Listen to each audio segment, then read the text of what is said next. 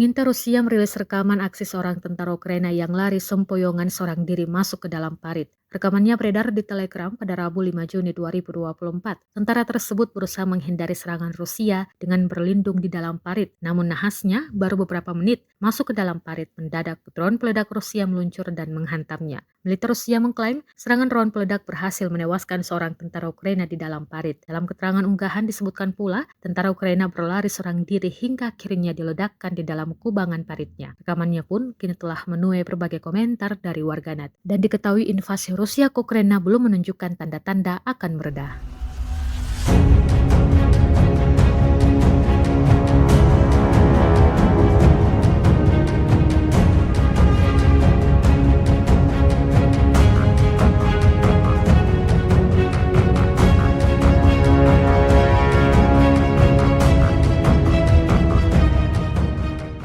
Download Tribun X sekarang, menghadirkan lokal menjadi Indonesia.